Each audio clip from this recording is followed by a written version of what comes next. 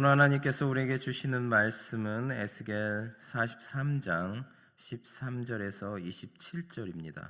에스겔 43장 13절에서 27절을 교독하도록 하겠습니다. 제가 먼저 13절을 봉독합니다. 제단의 크기는 이러하니라. 한 자는 팔꿈치에서부터 손가락에 이르고 한 손바닥 넓이가 더한 것이라.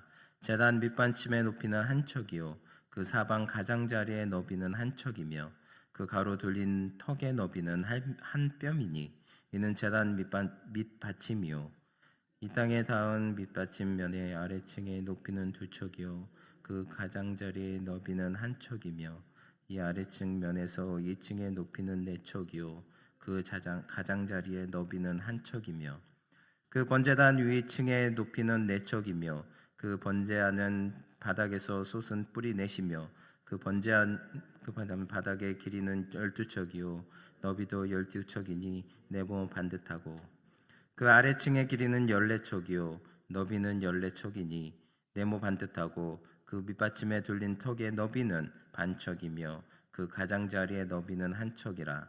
그 층계는 동쪽을 향하게 할지니라.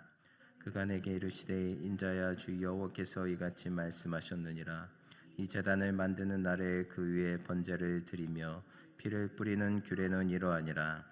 주 여호와의 말씀이니라. 나를 가까이하여 내게 수종드는 사독의 자손 레위 사람 제사장에게 너는 어린 수송아지 한 마리를 주어 속죄 제물을 삼되 내가 그 뼈를 가져다가 제단의 네 뿔과 아래층 네 모퉁이와 사방 가장자리에 발라 속죄하여 제단을 정결하게 하고 그 속죄 제물의 수송아지를 가져다가 성전에 정한 처소 곧 성소 밖에서 불사를 지며 다음 날에는 흠없는 수염소 한 마리를 속죄 제물로 삼아 드려서 그 제단을 정결하게 하기를 수송아지로 정결하게 함과 같이 하고 정결하게 하기를 마친 후에는 흠없는 수송아지 한 마리와 때 가운데에서 흠없는 수태양 한 마리를 두리되 나 여호와 앞에 들어다가 제사장은 그 위에 소금을 쳐서 나 여호와께 번제로 드릴 것이며 7일 동안은 매일 염소 한 마리를 갖추어 속죄 제물을 삼고 또 어린 수송아지 한 마리와 때 가운데에서 수양 한 마리를 흠없는 것으로 갖출 것이며 이같이 7일 동안 제단을 위하여 속죄제를 드려 정결하게 하며 드릴 것이요. 함께 읽겠습니다. 이 모든 날이 찬 후 제8일과 그 다음에는 제사장이 제단 위에서 너희 번제와 감사제를 드릴 것이라. 그리하면 내가 너희를 즐겁게 받으리라. 주 여호와의 말씀이니라. 아멘. 할렐루야. 오늘은 기쁘게 받으시는 기쁘게 받으시는 예배라는 제목을 가지고 우리 함께 나누기를 원합니다. 우리는 매일 또는 매주 예배의 자리에 나옵니다. 그러나 때로 우리의 예배는 습관적인 종교행위나 머리로만 아는 지식에 머물 때가 많습니다. 오늘 본문은 회복된 성전의 중심인 제단에 대해서 이야기하고 있습니다. 제단은 하나님께 제물을 드리는 곳이었습니다. 죄의 문제를 하나님 앞에 가지고 나아가며 하나님과의 관계가 회복되는 자리였습니다. 또한 자신의 삶을 하나님께 온전히 드리는 예배의 중심이었습니다. 그러므로 오늘 본문에서 우리가 주목해야 할 것은 제단의 크기와 모양만이 아닙니다. 그 제단을 통해 하나님께서 어떤 예배를 원하시는지, 그리고 하나님과의 관계가 회복된 백성이 어떻게 하나님께 나아가야 하는지를 살펴보아야 합니다. 오늘 말씀을 통해 무너진 예배를 다시 세우고 우리 가운데 거하기를 원하시는 하나님의 마음을 발견하시기를 바랍니다. 그리고 우리의 예배가 단순히 형식으로 드려지는 예배가 아니라 하나님을 만나고 또 우리의 삶을 온전히 하나님께 드리는 참된 예배가 되기를 소망합니다. 13절은 이렇게 시작합니다. 제단의 크기는 이러하니라. 그리고 이어서 제단의 밑받침과 높이 또 넓이 등이 구체적으로 기록됩니다. 숫자와 구조가 계속해서 나오다 보니 우리가 읽으면서 다소 지루하게 느낄 수도 있습니다. 그러나 이 말씀에서 우리가 주목해야 할 것은 숫자 그 자체가 아니라 그 기준을 누가 정하셨는가 하는 것입니다. 사람이 자신의 생각이나 편의에 따라 정한 것이 아닙니다. 하나님께서 제단의 기준을 정하셨습니다. 특히 13절에서 반복해서 나오는 너비라는 단위는 단순히 길이를 재는 측정 단위가 아닙니다. 하나님께서 제단의 크기와 구조를 세밀하게 정하셨다는 것은 하나님께 드리는 예배가 사람의 생각이나 편의에 따라 만들어지는 것이 아니라 바로 하나님의 뜻과 질서 안에서 드려져야 한다는 것을 우리에게 보여주고 있는 것입니다. 오늘날 우리는 예배를 우리의 기준에 맞추려 할 때가 있습니다. 내가 좋아하는 방식인지, 내가 편한지, 내가 만족하는지를 먼저 생각할 수 있습니다. 그러나 참된 예배는 내가 무엇을 원하는가에서 시작하는 것이 아니라 과연 하나님께서 무엇을 원하시고 있는가에서 시작해야 합니다.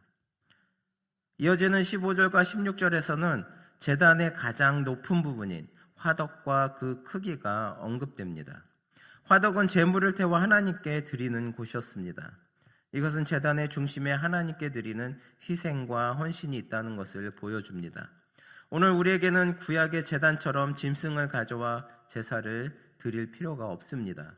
왜냐하면 예수 그리스도께서 십자가에서 우리를 위해 단번에 완전한 제사를 드리셨기 때문입니다.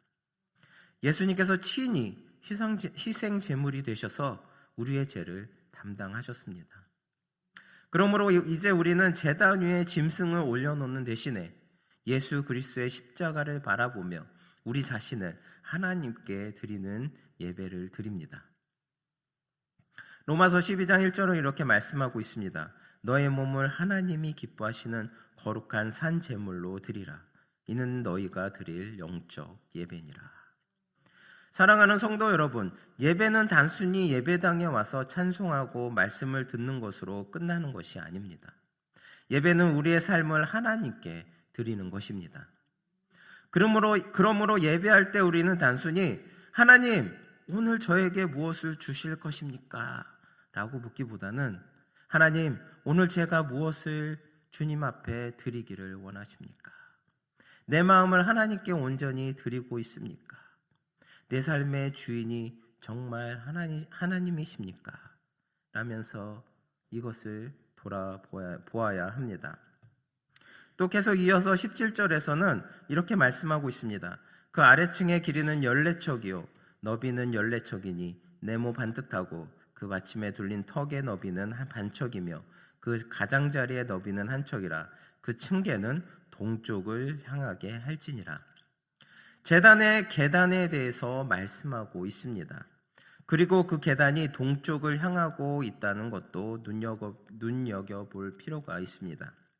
에스겔의 환상에서 동쪽은 중요한 의미를 가지고 반복해서 등장하고 있습니다.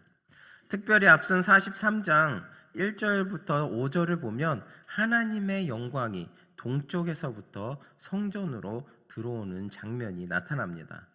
그러므로 오늘 본문의 제단은 단순히 하나의 건축물을 보여주는 것이 아닙니다.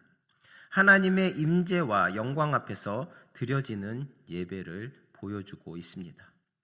하나님의 영광이 임하시는 곳에서 하나님께서 정하신 방법으로 하나님께 예배를 드리는 것입니다. 그것이 바로 하나님께서 원하시는 예배인 것입니다. 사랑하는 성도 여러분, 오늘 우리의 예배도 하나님 중심의 예배가 되기를 바랍니다.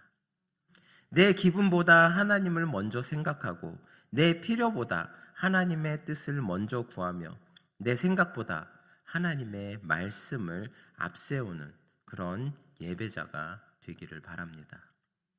예배는 내가 하나님께 무엇을 요구하는 시간이기 전에 하나님이 어떤 분이신지를 인정하고 자신을 하나님께 드리는 시간입니다. 오늘도 예배 자리에 나올 때 우리의 마음을 하나님께 올려드리시기 바랍니다. 우리의 생각과 계획을 모두 내려놓고 하나님을 우리의 주인으로 인정하시기 바랍니다.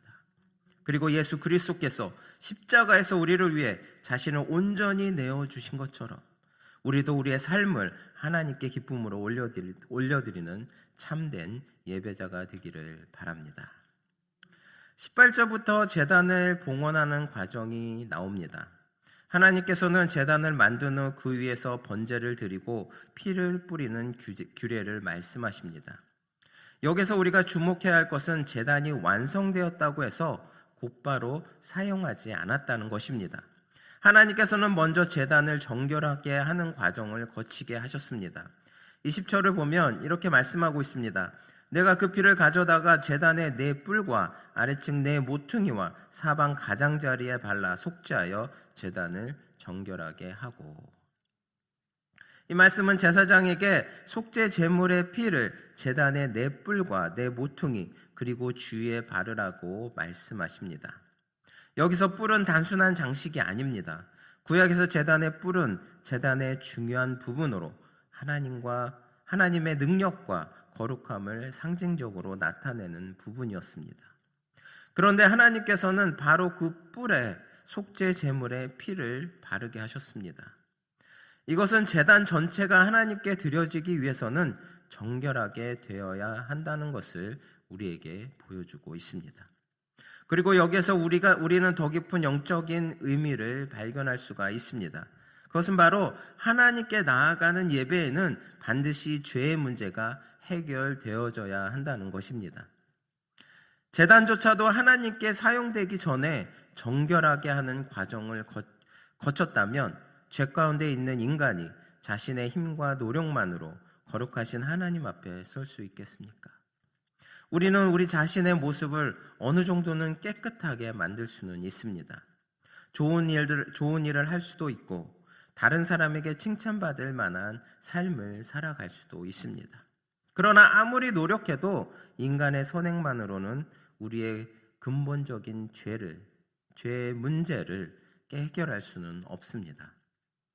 그래서 하나님께서는 제물을 요구하셨습니다. 그리고 구약 제사는 결국 장차 오실 예수 그리스도의 완전한 희생을 바라보게 하는 것이었습니다. 히브리서 9장 14절은 이렇게 말씀하고 있습니다. 그리스도의 피가 어찌 너의 양심을 죽은 행실에서 깨끗하게 하고 살아계신 하나님을 섬기게 하지 못하겠느냐. 여기서 죽은 행실이라는 표현을 주목할 필요가 있습니다. 겉으로는 선하고 아름다워 보이는 행동이라 할지라도 하나님과의 관계를 가로막는 죄 가운데서 나온 행위는 우리를 하나님께로 인도할 수 없습니다. 그러나 그리스도의 피가 우리의 양심을 깨끗하게 하십니다. 이것이 바로 복음입니다. 우리가 하나님께 나아갈 수 있는 것은 우리의 선한 행위 때문이 아닙니다. 우리가 충분히 잘했기 때문도 아닙니다. 예수께서 우리의 죄를 대신 담당하셨기 때문입니다.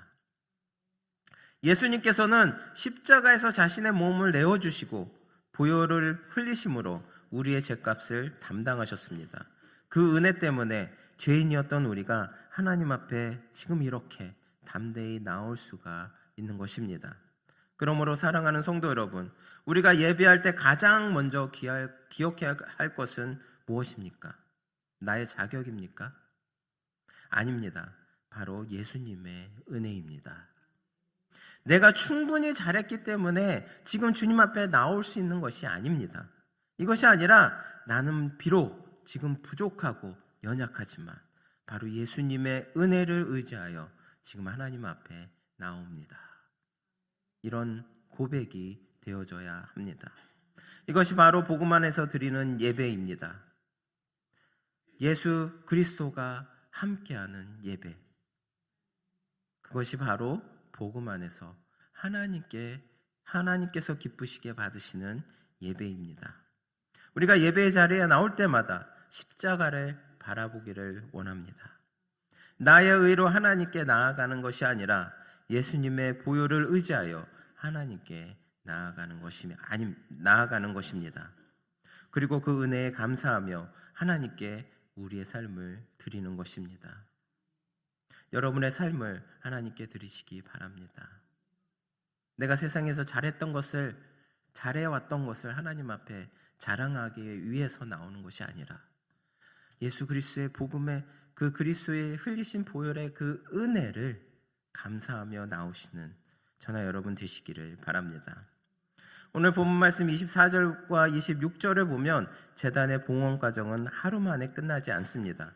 특별히 25절에서는 7일 동안은 매일 염소 한 마리를 갖추어 속죄 제물을 삼고 또 어린 수송아지 한 마리와 때 가운데에서 순양 한 마리를 흠없는 것으로 갖출 것이며 라고 말씀하고 있습니다. 바로 7일 동안 매일 7일 동안 속죄 제물을 드리라고 말씀합니다. 여기에서 우리는 매일이라는 표현을 주목할 필요가 있습니다. 하나님께서는 제단을 한 번 준비하고 모든 과정을 끝내도록 하지 않으셨습니다. 7일 동안 계속해서 봉헌하는 과정을 거치게 하셨습니다. 물론 이것을 오늘 우리에게 그대로 적용하여 하나님께 인정받기 위해서 일주일 동안 무언가를 반복해서 해야 한다는 의미로 이해해서는 안 됩니다. 우리는 이미 예수 그리스도의 십자가를 통해 완전한 구원의 은혜를 받았습니다. 그러나 이 말씀은 우리에게 중요한 영적 원리를 가르쳐 줍니다. 하나님을 향한 거룩함은 우리의 삶 속에서 계속 되어져야 한다는 것을 말씀하고 있습니다. 신앙은 한 번의 감동으로 완성되지 않습니다. 한 번 은혜 받았다고 해서 우리의 모든 삶이 저절로 변화되는 것도 아닙니다. 어제의 은혜가 오늘의 순종을 대신할 수 있는 것도 아닙니다. 그래서 우리에게는 매일이 필요합니다. 매일 말씀 앞에 서고 매일 기도하고 매일 주님을 의지하고 매일 우리의 마음과 삶을 돌아보아야 합니다. 주님, 오늘도 제가 주님 뜻대로 살고 있습니까? 제 안에 더 내려놓아야 할 것이 있습니까? 제가 주님보다 더 많이 사랑하고 있는 것은 무엇입니까? 라면서 매일 우리의 마음을 하나님 앞에 내려놓아야 하는 것입니다. 물론 우리의 삶에는 넘어지는 순간도 있어요. 때로는 같은 실수를 반복하기도 합니다.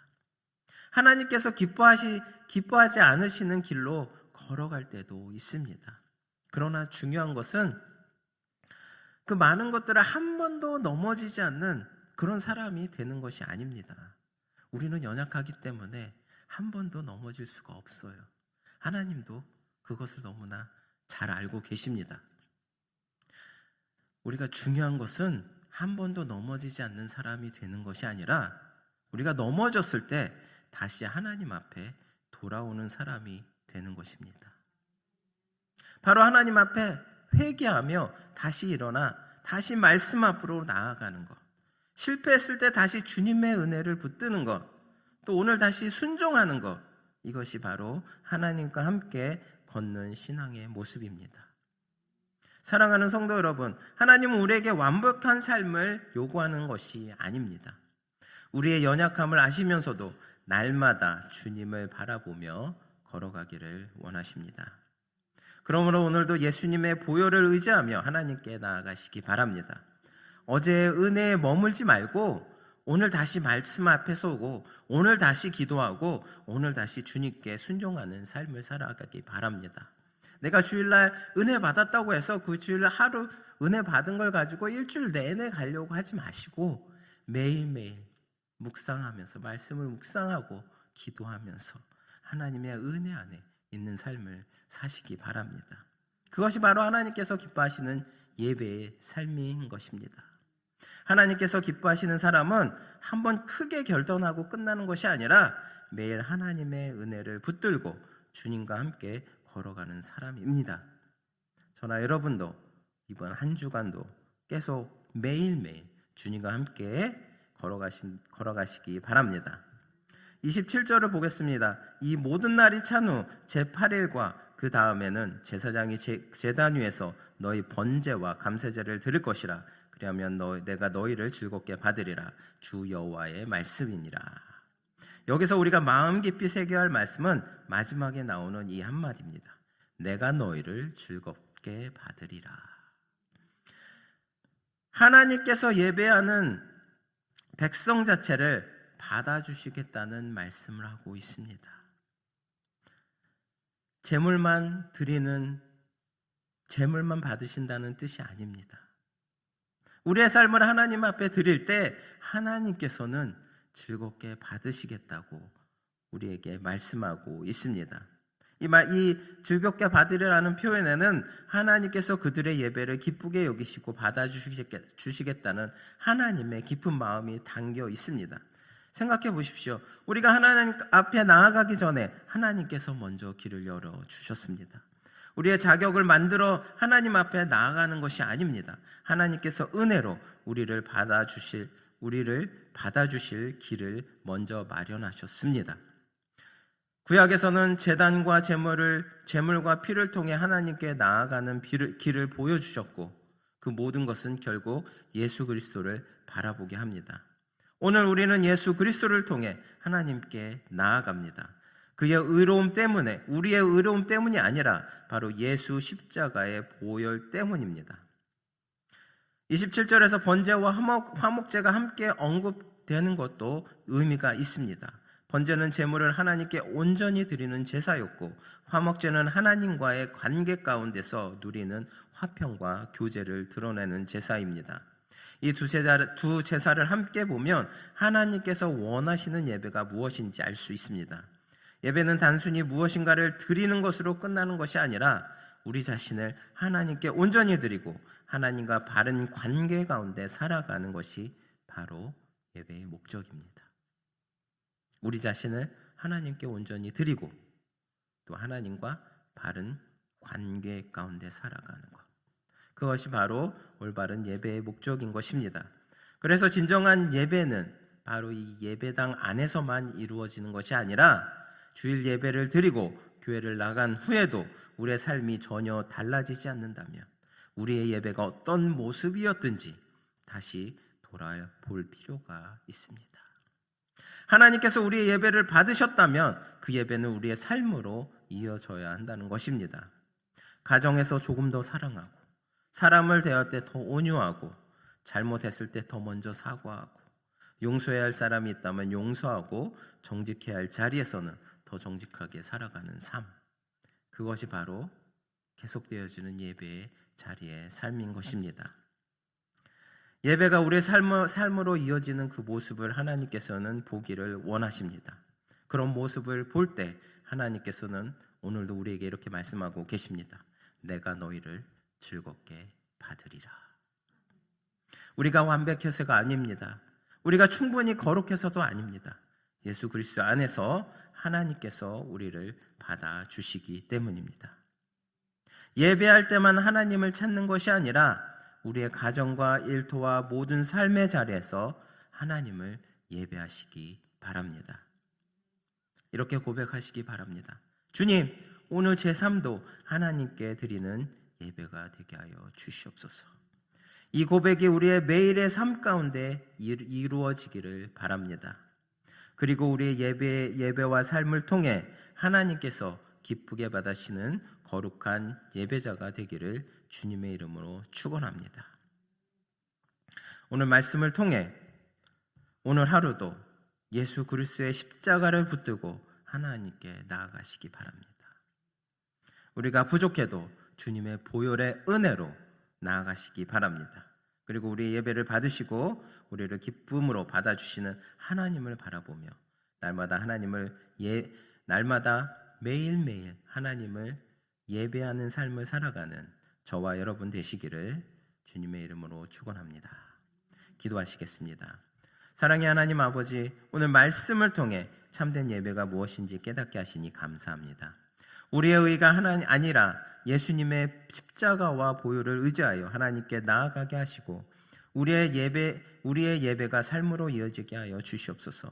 넘어질 때 다시 주님께 돌아오게 하시고 날마다 말씀에 순종하며 주님을 예배하는 삶을 살게 하여 주시옵소서. 내가 너희를 즐겁게 받으리라고 하신 그 말씀을 붙들고 하나님의 은혜 안에서 살아가게 하여 주시옵소서. 이 모든 말씀 우리 주 예수 그리스도의 이름으로 기도드립니다. 아멘.